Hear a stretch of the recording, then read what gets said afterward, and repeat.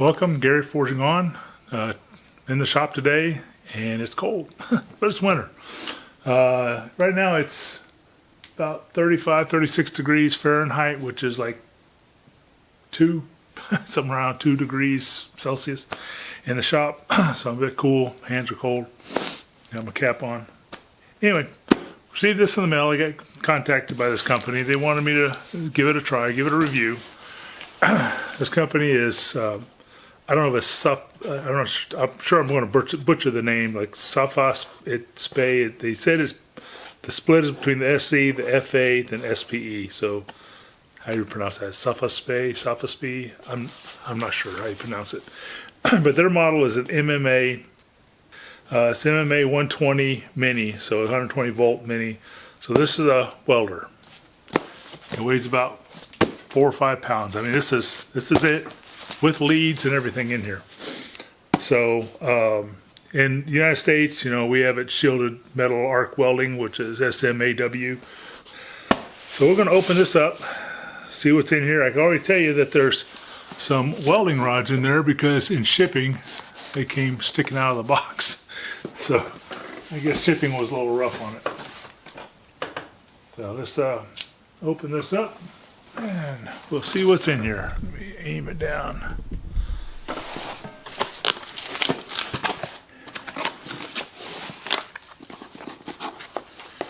Alright, and we got a pass inspection sticker. User manual. Not very big, but there's not much to it. It's just a stick welder. I'm assuming it's AC only. It doesn't do AC and DC, but we'll see when we get into it. Yeah. Gave you a little wire brush chipping hammer, which could have saved on that. But yeah, we got some. These are E6013 welding rods we put in here. Look like they might be 3/32, either 16th or 3/32. Here's another one. That one got bent, knocked a little flux off it, but that's no big deal. Let's aim back up here. Hi. So, let's take a look at this. Cardboard. My word, that is tiny. That's amazing that has, that's a welder. This is mind-boggling to me. So input is a AC 120 volts. As you can tell by the plug as well. It's typical American outlet. I'm sure it's that way in some other countries, but I don't know.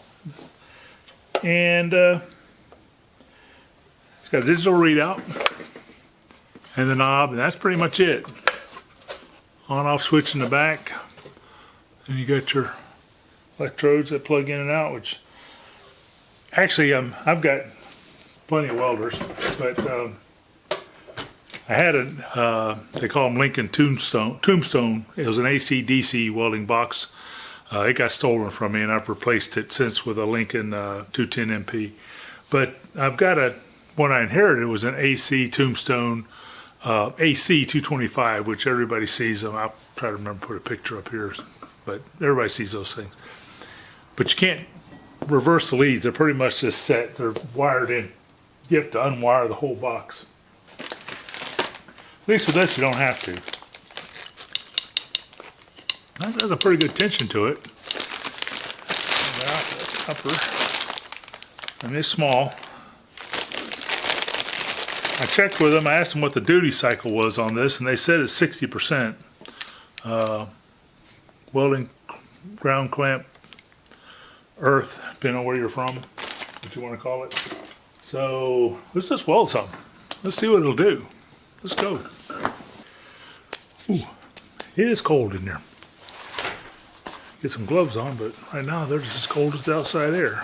They've been in the shop. What I got here is went in and got me some couple pieces of little steel. So let's take a look.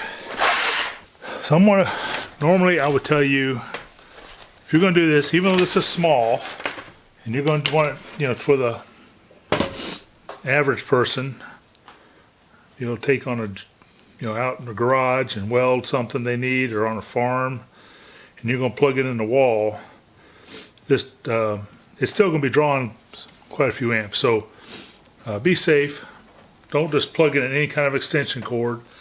I would recommend, it's got a pretty good length of cord on it. I would recommend plugging it into the wall directly, but I'm out here in the middle of the shop. Now this extension cord is a heavy duty. This is a 12-3. Like your Romex wiring and most of your walls in your house are all 12-3. And so I feel better using this here one because it's a 12-3 extension cord. So we're plugged in. Let's unhook the ground clamp.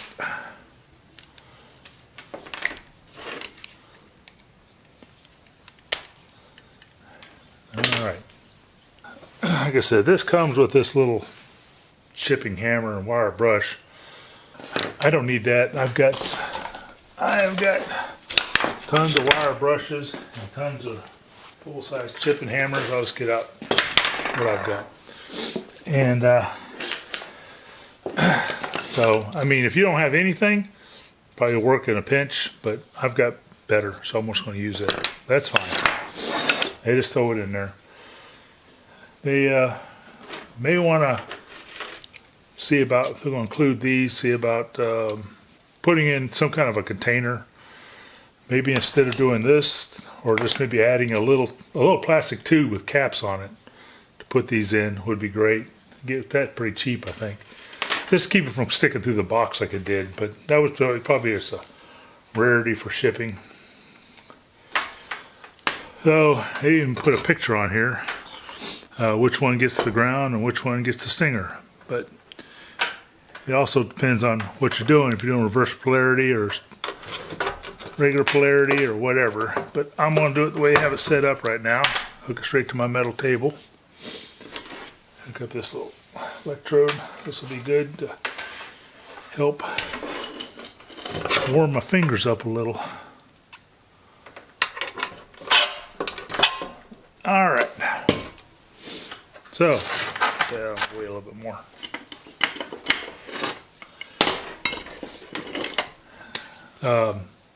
They also sell a welding helmet. I know nothing about that, but I don't know. I do a review on one of those one of these days. Let me get my welding helmet on. Now, if you're just starting out and you're looking for an entry-level welder like this, or a little home thing to, I mean, it don't take up any space in a garage, that's for sure. You're probably not going to buy this, because I think this whole welder is like, I'll put a link to it below, but I think you can buy it off of Amazon or any place or wherever they sell it. I'll look and put it, like I said, I'll put a link below. I'm thinking it runs about $80. I don't know. Where this is like, and mine's an old one, is like $300. So I don't think you'd be buying this, but don't get too cheap on your welding helmets. You know, your eyes are one thing you don't want to mess with. So hopefully the welding helmets are in good shape. I don't know. I never used one, but we'll see. So now to turn it on, we'll flip this switch in the back. Came on.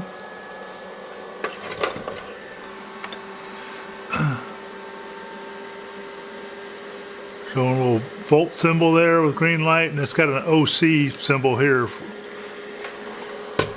And your oh,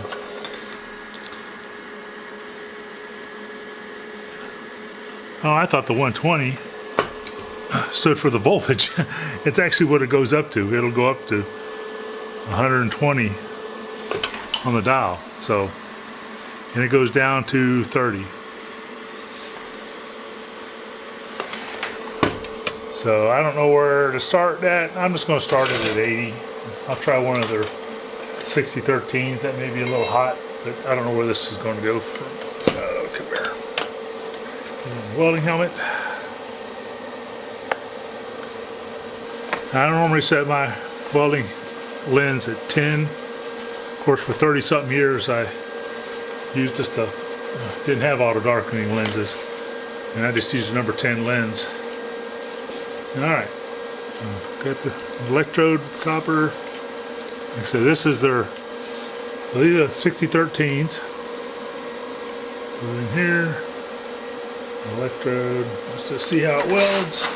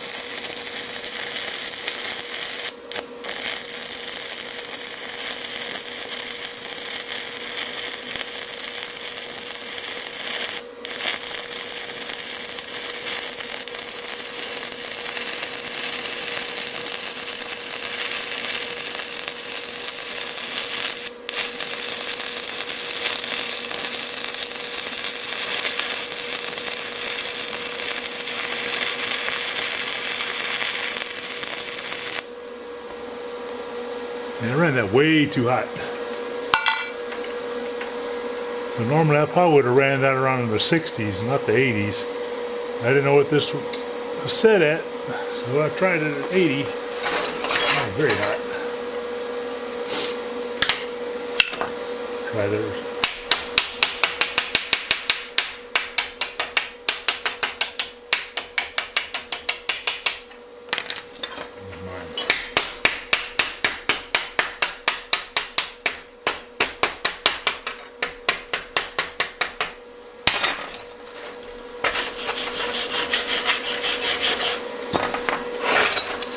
And it started melting through because it run too hot. But it's going all the way through it. You can see on there. It's actually, it's going pretty hot on that. Let me try it a little lower at 65 and see what it does. Like I said, these are 6013s, they're 3/32 rods.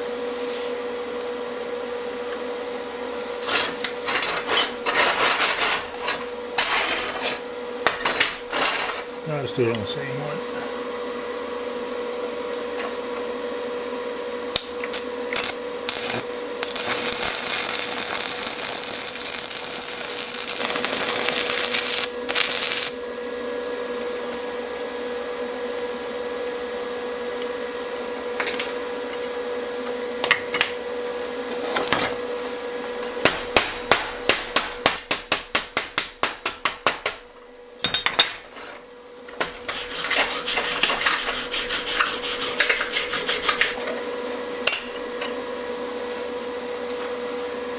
You can see that one even went through. That was a 65. So it's getting some pretty good penetration. I was worried about that, but it's getting some good penetration on there. Didn't get all the flux off, but it's not undercutting. It looks like it's getting in there really well.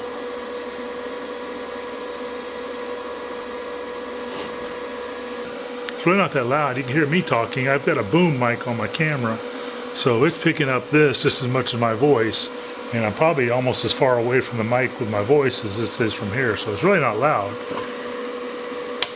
Just turn it off. Takes it a second to turn on, and takes it a second for the fan to go, cool off. I didn't show it, but all this here on the end here, I tried to weld using 7018 rods, 3/32 that I had. Now I run these on DC. I tried it at 80. I tried it all the way up, different numbers up around 100, 120. I even tried reversing the leads, get different polarity. I could not get it to strike an arc. It just ball up and stick. That was all it would do. I can't get 7018 to weld very well with it, but the 6013s weld really well. So what's my thoughts on this? I mean, look at how small that is. Smaller than my head, because I got a big head. This just boggles my mind. If you look over here, it's underneath that red cover is my Lincoln MP210, and it's considered a suitcase welder. It's supposed to be small enough, portable, carry with you, and it's like I think 40 pounds. And this is I think they said in the advertisement this was a little over 4 pounds, between 4 and 5. Maybe with the leads, it's probably 5 pounds. It's crazy. But it works. My main recommendation about it would be kind of, may want to stick with the 6013s welded the best. Now, like I said, I had unfair, trial kind of using my 7018s that I use for the DC welding. And I tried my 6011s. 6011s should have worked, and they did weld some, but I had to keep, long arcing to keep it alive. It didn't weld as good as the 6013s. So if I was going to get this, and I would try a 6010 if I had some, but I don't have any 6010s. They'd probably work good too. But if I was going to use this, I would definitely get me a box of 6013s, which I probably do. I'll probably get a box of 6013s. I mean, you could just throw this in the trunk of your car and just go somewhere and weld something. If you got your hood and your, a good wire brush and stuff, you could take a small duffel bag and throw you in a wire brush and a chipping hammer and a hood. You can get some hoods from different places. Just don't trust your eyes to anything real cheap, but you can get anything like that. Like I said, I know I'm gonna say this wrong. Sefaspe, however you pronounce it. They sell a welding helmet. I just don't know if it's any good or not. I haven't seen it. Don't know anything about it. But if you get your welding hood and everything you need to go with it, you can just throw it in a little duffel bag and keep it in the back of your car and go weld somewhere. As long as they have an outlet at a wall. Like I said, I wouldn't use a regular 14 or 16 gauge extension cord. It's going to be drawing a lot of amps and stuff. But this cord, I'm feeling the cord here that I've been welding. It's cold. It's not even warm or nothing. And the welding leads are, they may be up a few degrees, but they're not even hot. And I welded up, I think I welded all of their welding rods they gave me. Yeah, I welded up all their welding rods. So anyway, I just give you a few to start out with. That's all you need. Yeah, I definitely would say, this would be a good thing for somebody either starting out and wants to learn welding. Just get your 6013 rods and a decent helmet. Or if you don't have a lot of space and a lot of gear, and you just want to weld something every now and then in your garage, the handyman kind of a thing, even on a farm. You could use it on farm equipment, something like that, and weld, because it seems to get really good penetration. And that was my big concern, is that getting good penetration and is it weld pretty good. And like I said, I mean, it was blowing through the back of them. So, and I was cranked it up a little high, but there's definitely getting the penetration in there. And the welds look good, other than I was kind of shaky in it. Yeah, I think it'd be a worthwhile thing to have. I may hang on to it a while, try some more. I'm going to get 6013 rods. I'm actually teaching a young man right now that's considering going to welding school and be a welder, and he just needs practice time. And he's been coming over here using my machines to practice. He's only been over here twice because it's a long haul, and he can only come over on Saturdays. But I can give him something like this and some steel, or he can just go buy the scrap yard and get some just scrap steel to practice on, and some 6013 rods. He didn't have anything. He's been using my welding helmet and everything. He has to get him a welding helmet anyway if he's going to be doing stuff. But beside the point, I may give this to him or somebody else. Somebody starting out, I think would be great. If somebody needs it, I don't need it. I mean, I've got this one does stick welding and wire wheel welding. And it'll do TIG, won't do aluminum because it has AC, but you can also put an AC spool gun on it. So, I mean, this will do everything I need. And I got it set up mainly for wire feed, my Lincoln 210. Right next to it, I got a prime weld I use it does stick welding, but it'll do, and I use it for TIG welding. And then over there on the floor, which I don't know if you can see it over there, behind that box, is a Lincoln Tombstone AC, it's a AC welder, 225. And but it's 240 volts, and I inherited that one, and so I'm going to probably sell it. And then I got a portable Lincoln welder with a gas engine on it on a trailer. So I got plenty of welders. So I don't really, you know, probably need this. I'll probably try it again, get some more 6013 rods. Like I said, I may, and if I give it to that guy to use, I may have him try his welding with it, and then do a little video and surprise him and give it to him. I don't know yet. I have to see how it goes, how things go. But I'd like to give it to somebody that will get some use out of it, get some to learn how to use it, learn welding, and hopefully get into welding. It's a great field to get into. It's a great trade, and they need welders. Need a lot of welders right now. And so, if you're watching this and want to get into welding, this is actually a good alternative just to practice with. And eventually, you'll get up to bigger and more needed stuff. But anyway, I hope you enjoyed it.